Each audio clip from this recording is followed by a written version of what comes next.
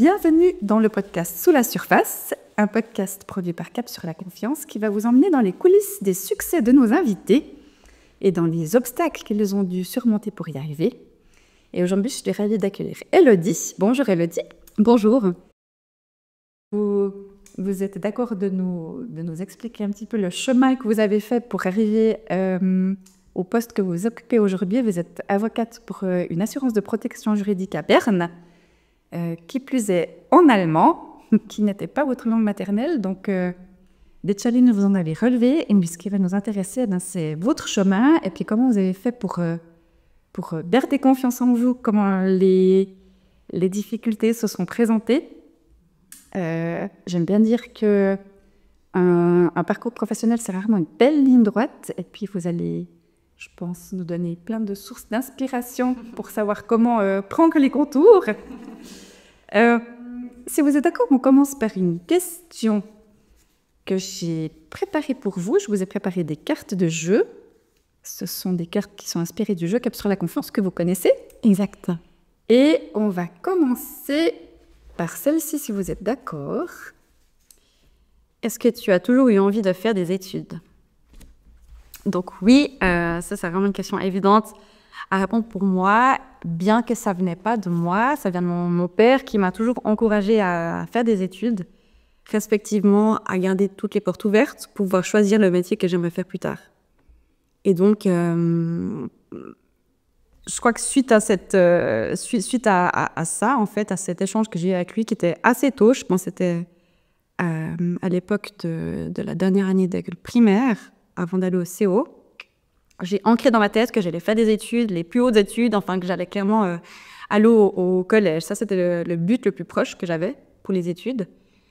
Et donc, c'était le seul but que je poursuivais à travers mon parcours scolaire.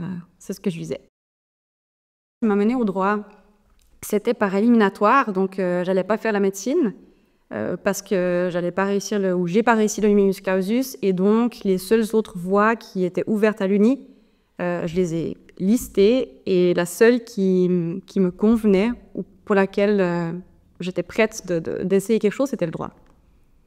Donc, je me suis dit, ni le français, ni le sport, ni autre chose m'intéressait. Le droit, c'était très neutre. Et puis, j'ai aussi ma marraine qui est juge.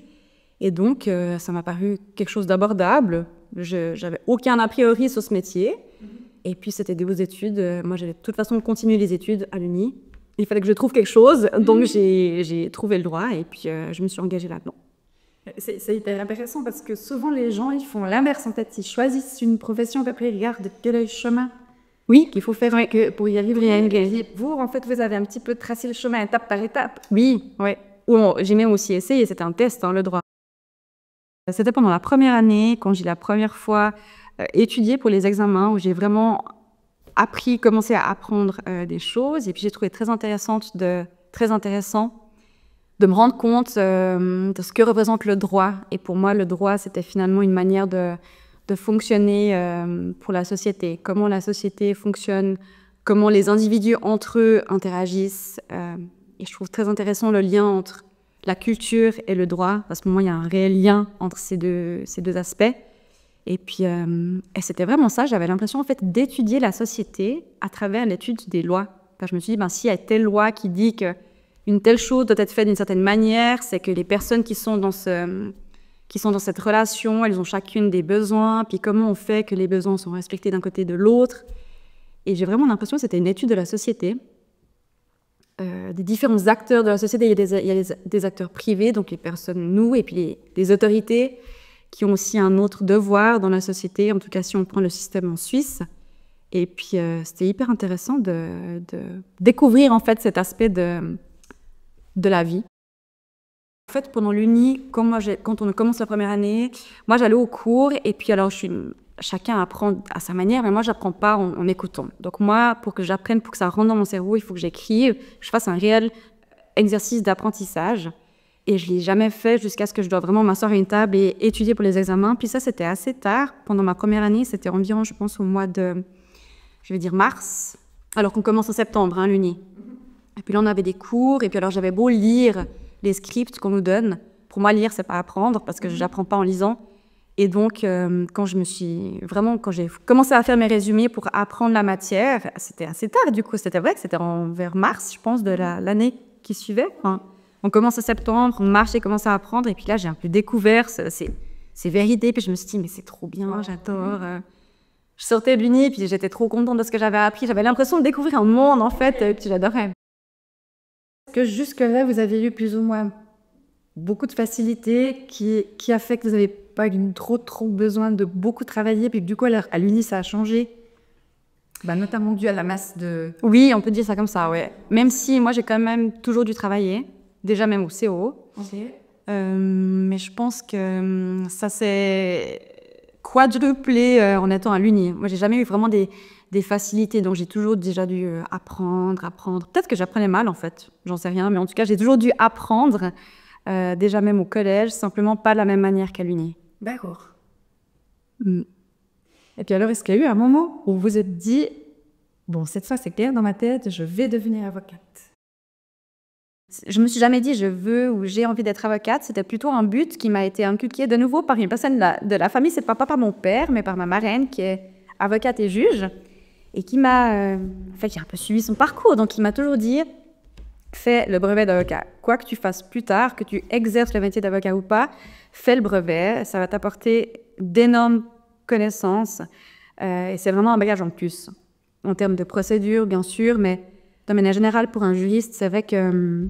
Et je reconnais vraiment que c'est vraiment le cas. Donc, si j'avais pas fait ce brevet, franchement, il me manquerait un bagage énorme.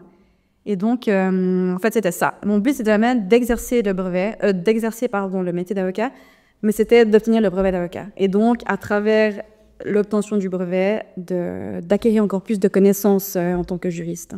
Ok. Et bien alors, ça m'amène à la question suivante que je voulais dire. As-tu pensé que tu n'y arriverais pas? Tout le temps. Ah, bien sûr.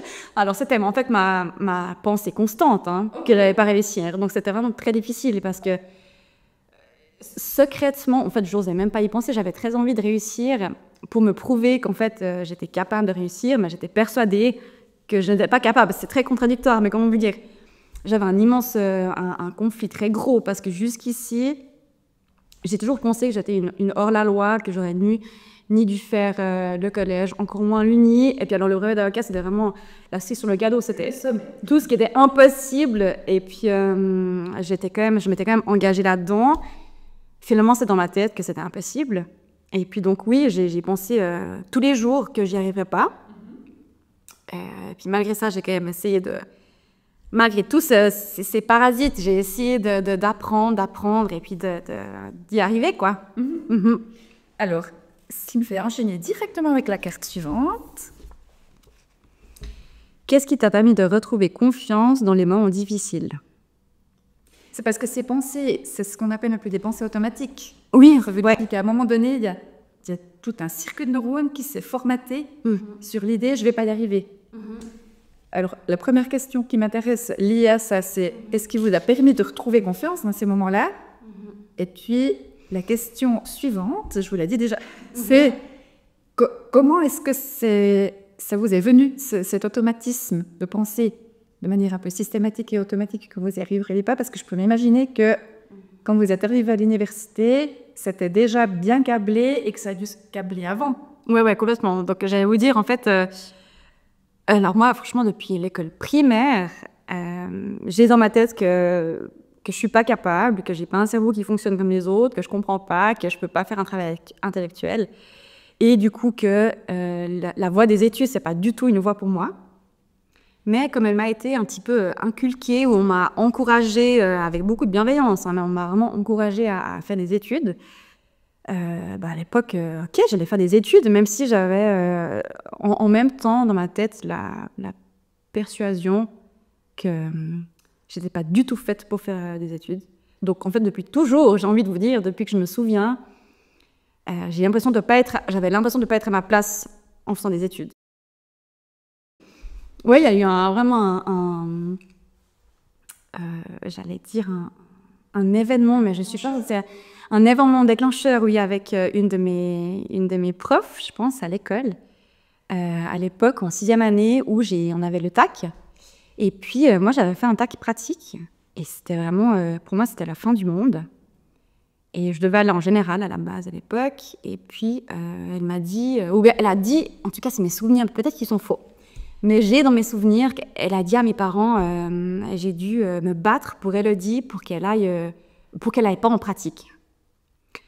Et je ne peux pas vous dire si c'est vraiment comme ça que ça s'est passé, mais en tout cas, j'ai cette phrase et j'ai encore des images dans ma tête et vraiment, ça m'a formaté.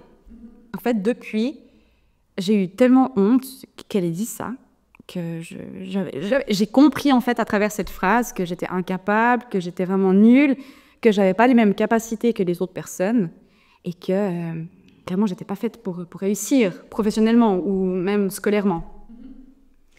Et donc, j'ai l'impression que moi, je vivais en fait avec ça, avec cette espèce de croyance, c'était devenu vrai pour moi, que j'avais pas les capacités, j'étais pas capable de faire des études. Et donc, dans tout mon parcours, je me suis dit, mais en fait, t'es pas capable, tu devrais pas être là. La maîtresse, elle avait dit autre chose à l'époque, mais tu réussis quand même. Mais c'était vraiment un peu spécial, quoi. Dans ma tête, c'était comme ça, quoi. Oui, mais en fait, je trouve que c'est fascinant de voir à quel point, quand on est enfant, eh bien, ce genre d'événements ou de situations où ce genre de paroles peut vraiment avoir un impact énormissime. Et puis, si on prend le revers de la médaille, ce que je trouve juste fabuleux dans votre parcours, c'est jusqu'où vous êtes arrivé, malgré le fait qu'on vous ait mis ça en tête. Ça montre vraiment que personne ne peut dire à l'avance d'un enfant, eh ben oui, il n'arrivera pas ou bon, il n'arrivera pas. Alors effectivement, hein, je pense pas. Puis ça, je pense pas que parce que moi, j'ai jamais été nulle. En réalité, j'ai jamais été la dernière de classe. J'étais jamais la meilleure. J'ai jamais eu des 6. Mais j'étais vraiment juste une élève moyenne. Et puis c'est ok. Enfin, j'ai jamais eu à part en maths, mais j'étais vraiment une élève juste normale. Je pense maintenant avec le recul. Et puis, sauf que pour moi, c'était vraiment, j'étais sous terre. J'étais la plus nulle de toutes. Et puis j'avais droit j'aurais pas eu droit de faire des études. Enfin, c'était vraiment ouais. Et puis alors justement, dans ces moments-là, quand vous aviez ces pensées qui vous occupaient l'esprit, et puis ce sentiment de pas avoir le droit d'être là, et puis que vous ne soyez pas capable, c'est quoi qui vous a permis de tenir bon, qui vous a permis de continuer à y croire finalement? Je crois que c'était juste la profonde envie de réussir. Je peux pas vous dire, j'avais un truc en moi que j'ai d'ailleurs toujours. Moi, je sais pas, j'aime bien les challenges. Alors, je sais pas si ça s'est développé en fait à travers ça, mais comme peut-être mon père m'a dit, fais des études, c'était pas un choix de pas en faire, donc il fallait que je trouve un moyen d'en faire, quoi. Même si finalement, j'étais persuadée où on m'avait dit que je devais pas faire d'études, j'allais pas abandonner. Enfin, pour moi, c'était pas un choix, une option. Donc, je sais pas vraiment si j'ai trouvé des moyens, mais en tout cas, j'ai juste continué. Et j'ai juste essayé. Et en fait, finalement, après ce fameux événement, j'ai continué. Donc, je suis allée au CO, au collège, et j'ai pas tellement eu de gros échecs. Donc, j'avais pas de raison de me dire, effectivement, elle a vraiment raison, ou respectivement, j'avais pas de raison de pas continuer à essayer. Donc, je crois que j'ai simplement continué à essayer avec cette croyance, ou bien ce but que je poursuivais, quoi. Vraiment, plus fort que tout, c'était de faire les études. Et puis, coûte que coûte, j'allais essayer de faire ces études, quoi. Donc, comme c'est la première du CO, la deuxième, puis j'ai continué. D'accord. Si je dis ce que vous dites avec d'autres mots, vous avez quand même mobilisé une certaine force de travail. Oui, en fait, d'une manière, oui. Si c'est... Exactement, je pense en dehors du mental, c'était ça, c'est que j'ai très vite commencé à travailler beaucoup pour avoir des bonnes notes, pour aller en pré-gym ensuite, puis aller au collège et à l'uni. Donc oui, c'était peut-être ça. Et puis, mais je pense surtout dans ma tête, j'avais tellement cette conviction de vouloir faire ça que finalement, c'est vrai que sans me rendre compte, peut-être comme vous dites, j'ai mobilisé des choses pour arriver à ce but. Ouais. Oui, en tout cas de l'extérieur, comme vous expliquez les choses, c'est comme si en fait votre volonté, elle avait outrepassé l'idée que vous n'étiez pas capable. Complètement, mais non sans difficulté, hein, mais c'était vraiment ça. Donc après, je suis allée en général, j'ai pu aller en pré-gym parce que j'avais après ces 5, partout il fallait avoir 5 de moyenne. Il fallait être en pré-gym pour aller au collège, puis c'était vraiment le premier but ultime. Donc c'est clair que j'ai pris des cours d'appui pour les maths, par exemple, et puis c'était surtout là où j'avais besoin de beaucoup d'aide. Mais en fait, s'il n'y avait pas eu ces difficultés, ces obstacles, est-ce que ça aurait marché? Je pense que ça aurait peut-être marché, mais de manière différente, parce que, comment dire, le fait de faire des études, comme c'était toujours un chemin tracé, où c'était toujours mon but, je pense que je l'aurais de toute façon suivi, même sans les obstacles. Par contre, comme j'ai eu tous ces obstacles, j'ai vraiment vu un petit peu la valeur, ou bien j'ai mis beaucoup d'importance dans ce but. Que sans les obstacles, j'aurais peut-être un petit peu plus minimisé, ça aurait été un peu plus bateau, je fais des études, j'y vais, c'est un peu normal, il n'y a pas de difficulté, donc je sais pas comment dire, que moi, c'était vraiment quelque chose à chaque fois de très important. Une fois que j'ai réussi à aller en pré-gym, une fois que j'ai réussi à aller au collège, c'était à chaque fois des réussites. Et mon hypothèse, c'est que le fait que vous aviez dû traverser tous ces obstacles, ça a finalement construit votre confiance. Peut-être par rapport à quelqu'un qui a eu peut-être moins de bâtons dans les roues, il aurait, comme vous dites, peut-être un peu minimisé les choses, ou bien qu'il aurait trouvé ça normal, et qu'il ne développe pas cette force de travail, Ouais. Alors moi, je sais ce que ça a développé chez moi, je vois ce que vous voulez dire, et puis ça s'est vu dans les examens du brevet, c'est que finalement, j'avais pas du tout peur de l'échec. En fait, le plus gros échec que j'ai eu, c'est quand la prof en primaire a dit elle a fait un bac pratique, j'ai dû me battre pour qu'elle aille pas en pratique. Pour moi, ça, c'est vraiment le plus gros échec de ma vie, je pense. Donc, là, j'ai essayé. Ah ouais. Donc après, je l'ai pas senti comme ça tout de suite, mais là, je me rends compte, puis je me suis rendu compte après que... Et puis en plus, j'ai dû refaire une année, la première année du collège, je l'ai répétée. Ok. C'était aussi difficile pour mon ego, je pense, parce que je me gênais vis-à-vis des autres. Mais je l'ai quand même répété, puis après, ça s'est bien passé jusqu'à la fin du collège. Et donc, ouais, ça m'a plutôt... moi, j'ai pas du tout peur de l'échec. Et puis quand on me dit maintenant, ah, mais ça, c'est pas bien, bien là, t'as fait une erreur, je dis, ok, j'apprends, go, et puis je peux que m'améliorer, en fait. Oui, moi, je pense que ça a dû développer tout un état d'esprit. Ouais, un peu de battance, j'ai envie de dire. Enfin, je me suis dit, c'est pas ce qui va m'arrêter, en fait. Ça, c'est un état de fait. Ok, est-ce que j'ai une possibilité de le traverser? Oui, comment? Et puis on bat, quoi. Et puis ça, je pense que c'est hyper inspirant pour les jeunes qui nous écoutent, qui ont pu mettre aussi parfois des obstacles qui leur paraissent insurmontables sur leur route. Je pense vraiment que, vous montrez bien qu'avec cette force de travail, avec cette volonté, et puis avec la nombre d'échecs, en fait, on peut aller très, très, très, très loin. Oui, alors je sais pas ce que ça veut dire, la nombre d'échecs, mais vraiment un exemple, c'était pendant le brevet d'ACA, moi j'ai un examen que j'ai pas réussi, un équier.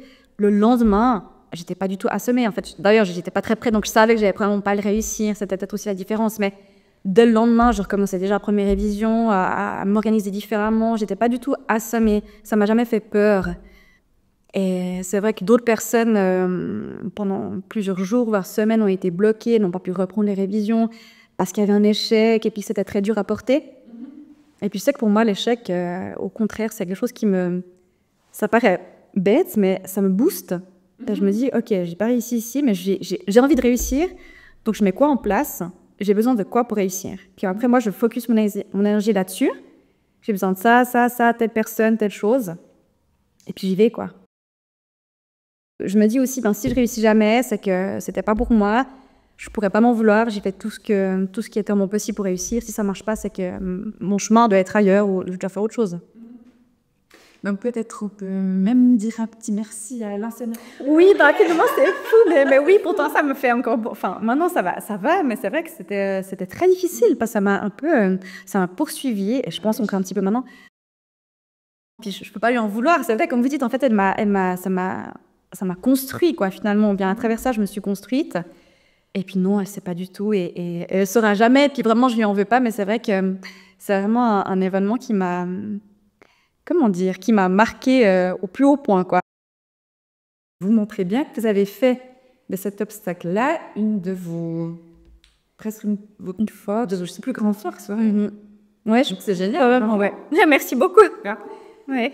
Si je prends cette question-là, alors, lisez-la peut-être. Quel a été ton plus gros obstacle?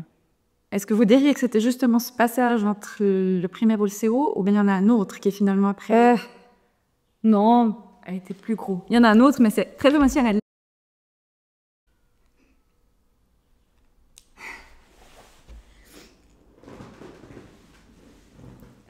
Je vais juste reprendre un peu mes essuie. Oui, respirez bien, buvez un petit peu.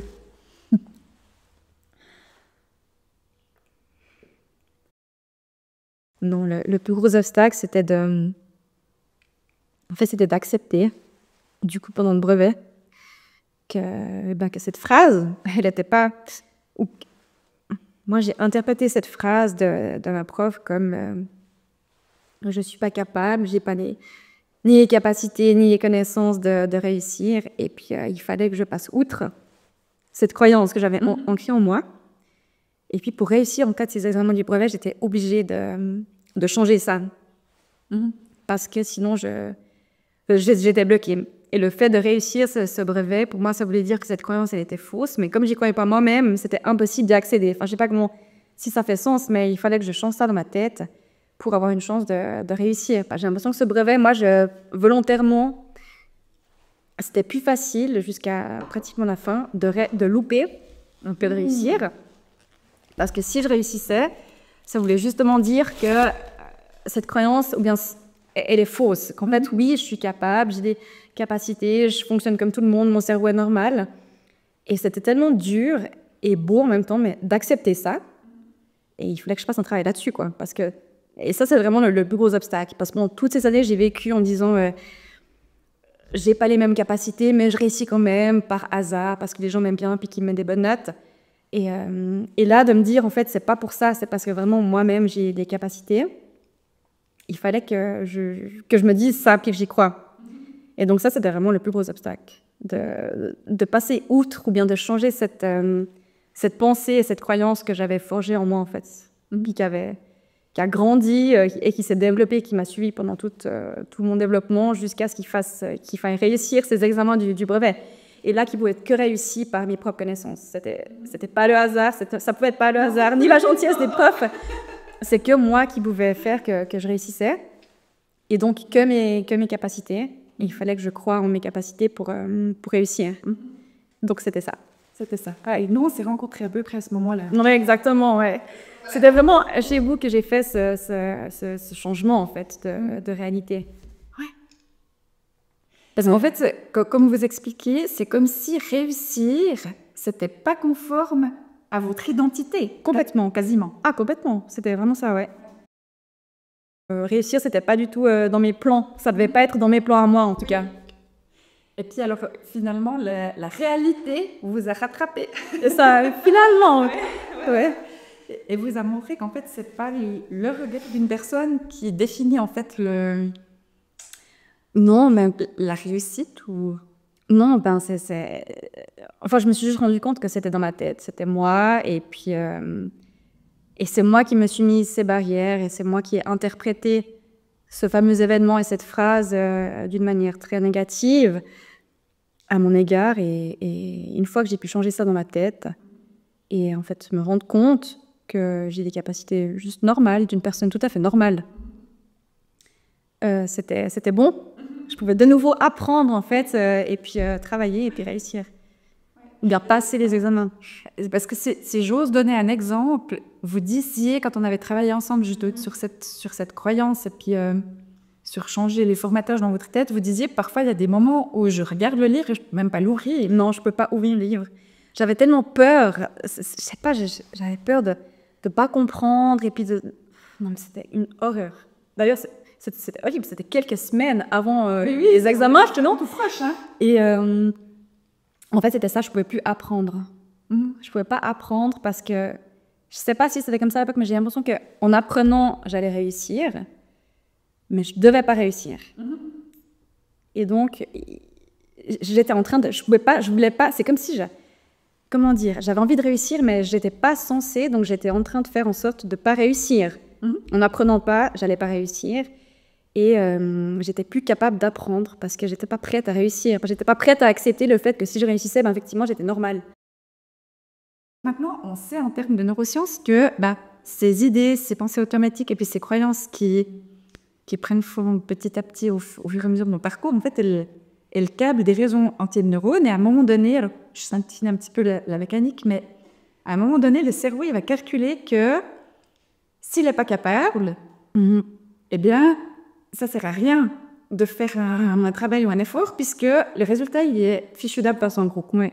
Et puis en fait, c'est là où il y a le travail à faire pour aller débloquer, et puis ce que vous avez réussi à faire, pour aller recontacter en fait ce sentiment que oui, on est capable de réussir, et puis qu'avec du travail, avec de l'énergie, avec des efforts, et puis avec quelques bonnes techniques d'apprentissage, ça peut le faire.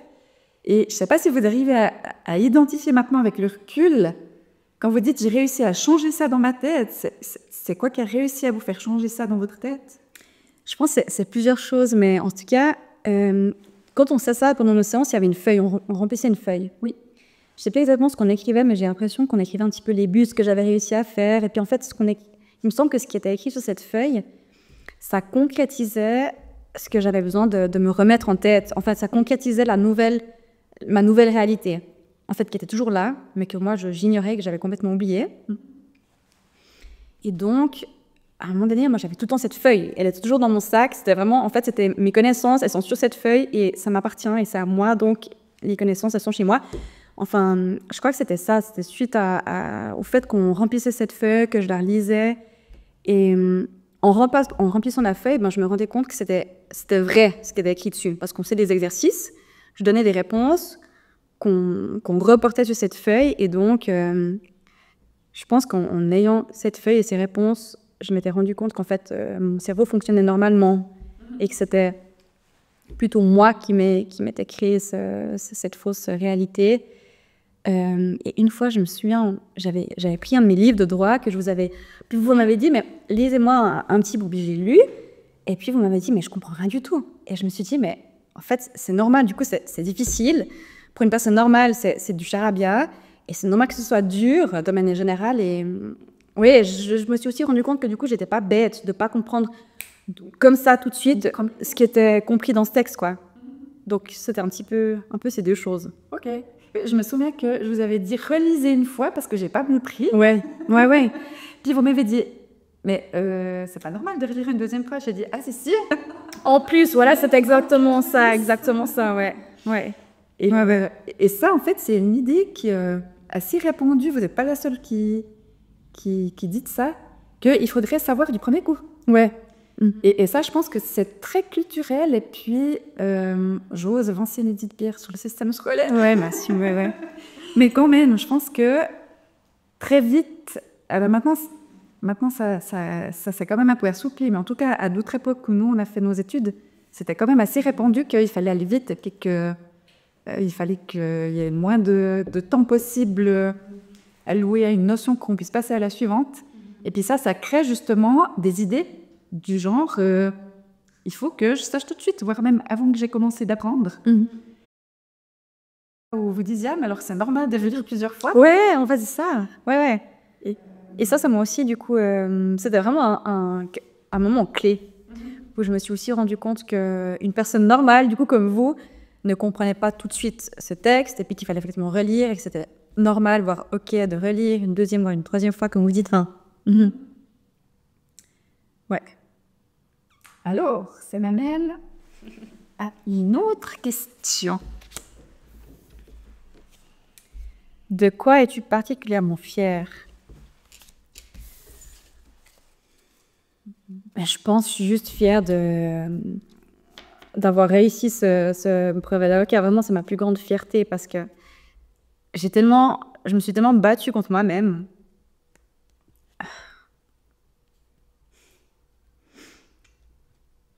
Mais vous êtes vraiment la preuve vivante que tout est possible, en fait, quand on a décidé. Oui, en fait, c'est ça. Et puis moi, j'y crois alors très fortement qu'on est vraiment propre, on est le maître de sa propre vie, dans une certaine manière. Après, il y a des choses qui arrivent, on peut pas en décider, mais je pense vraiment que le mental joue un rôle énorme dans notre vie, dans ce qu'on fait, dans ce qu'on réussit à faire ou pas. Et puis donc oui, ce brevet d'avocat, c'est vraiment ma plus grande fierté parce que je me suis tellement battue contre moi-même et contre cette croyance. Et je me suis aussi développée, où j'ai fait ce pas avec vous, du coup maintenant d'avoir confiance en moi, d'une certaine manière, en tout cas, de savoir que je suis juste quelqu'un de normal, que mon cerveau fonctionne normalement, que je peux faire un travail comme toutes les autres personnes. Et puis ça, c'était vraiment quelque chose qui n'était pas acquis du tout avant. Donc, ouais.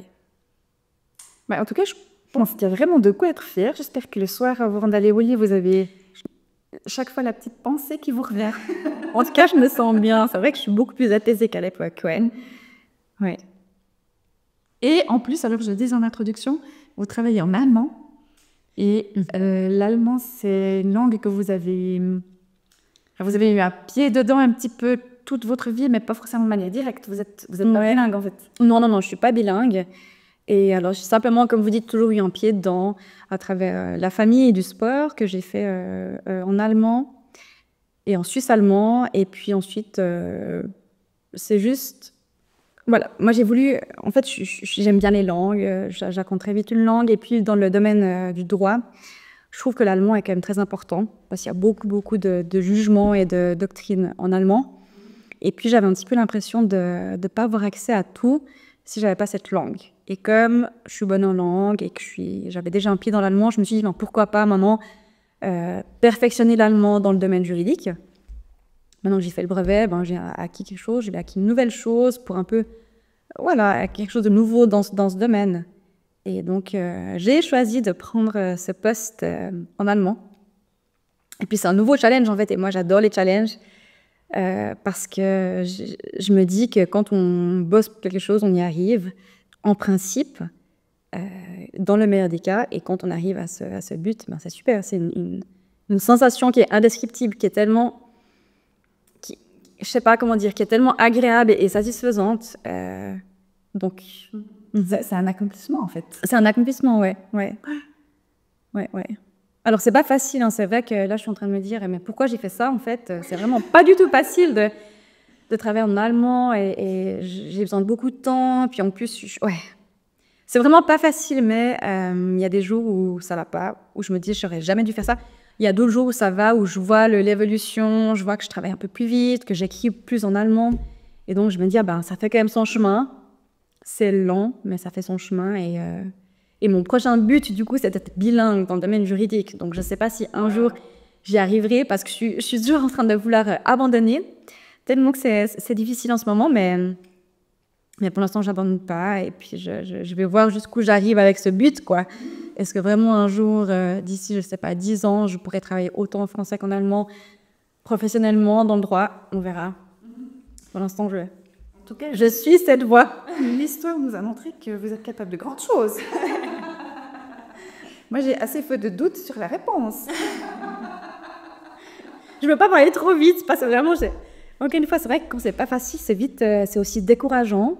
Et puis, il faut vraiment juste voir les petites réussites, quoi. Elles sont vraiment petites, mais elles sont là. Et puis là, je me raccroche à ça pour l'instant, quoi. On verra. Ouais, et puis vraiment, cette technique de voir les petits pas et les petites victoires, ça va aussi beaucoup influencer sur le sentiment de confiance. Parfois, si on attend les grandes victoires pour se dire c'est bon, je peux croire en moi, eh ben, c'est plus, je pense que c'est difficile, plus compliqué que si on s'habitue à voir le verre à moitié vide, exactement, ou à moitié plein. Donc justement, voir le verre à moitié plein, enfin, voir ce qui est fait, puis ce qui est accompli, et se concentrer là-dessus. Ouais. Ouais. Alors, une dernière question.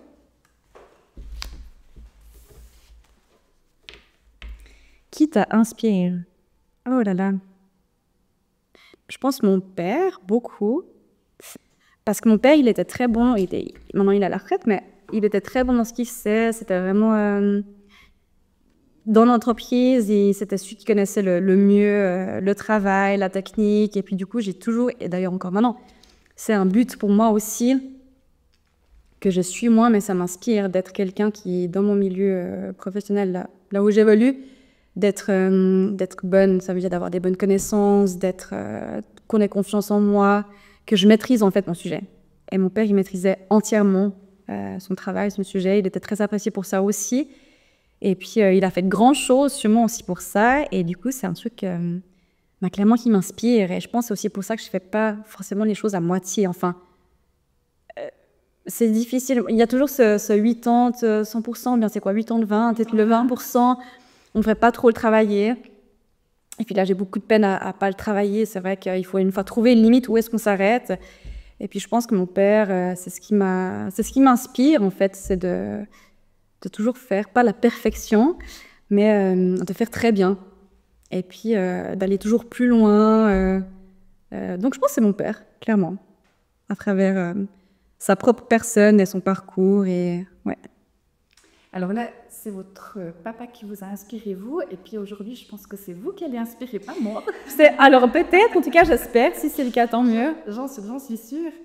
Ouais, vraiment, je trouve que c'est magnifique tout ce chemin que vous avez parcouru. Si on reconnaît pas, au fur et à mesure que vous parliez, j'essayais de m'imaginer, je me faisais le film dans ma tête, puis j'essayais de m'imaginer vous, petite fille, et puis vous traversant cette époque du CO, l'adolescence, le collège, et puis l'université, et puis cette phase où vous essayez le droit un peu par élimination, et que finalement, petit à petit, les choses se construisent avec tous ces doutes, et puis avec aussi toute cette force et cette volonté, en fait preuve. Et puis je trouve, ouais, vraiment, c'est un parcours magnifique. Merci beaucoup. Vous avez vraiment, je répète, de quoi être fière le soir quand vous êtes... Merci, c'est gentil. Oui. Et puis, je crois que vous êtes un peu câblée pour les challenges, effectivement. Mais en fait, je me suis jamais rendu compte, mais maintenant, je me rends compte, en fait, avec l'allemand, avec cette histoire de l'allemand. Et je me suis dit, mais en fait, si j'avais pas ça, je pense que je m'ennuierais. C'est vraiment bête, mais du coup, je me rends compte que j'aime vraiment bien les challenges. J'aime bien devoir travailler un peu, c'est pas forcément facile, mais encore une fois, ce sentiment qu'on a quand on réussit quelque chose, même les choses les plus petites, hein, mais quand on réussit quelque chose, un but qu'on s'est fixé, c'est tellement un sentiment gratifiant pour soi-même, on est juste content. Et c'est aussi un truc qui me booste. Donc, en tout cas, on vous souhaite plein succès pour celui-ci. Merci beaucoup, c'est gentil. Je ne sais pas si vous avez pu ajouter quelque chose avant qu'on se quitte. Moi, je vous remercie de m'avoir invitée. Ça m'a fait très plaisir de participer au podcast. Et puis, je crois que peut-être pour les autres qui écoutent, je peux juste les encourager tout le monde à ne jamais baisser les bras ou à se battre, en fait. Et l'échec ou le fait de faire faux, ma mère m'a toujours dit, mais moi, j'adore faire faux parce que après, tu apprends à faire juste, en fait. Et moi, j'ai appris toutes ces choses-là, mais sans faux, parce que ensuite, je sais comment... Enfin, j'ai corrigé et j'ai fait juste. Et je pense que ni l'échec, ni les fautes doivent être un stop. Au contraire, il faut ensuite trouver par quels moyens on passe par-dessus. Je pense que c'est vraiment ça un petit peu le message, de ne pas se laisser abattre par un échec, mais de trouver les ressources pour l'affronter, le surmonter. Je pense que c'est un magnifique message de fin. Merci encore infiniment d'avoir partagé tout ça avec nous. Merci à vous. Et puis, une toute belle journée à vous. Merci bien, vous aussi. À une prochaine. À bientôt. Au revoir.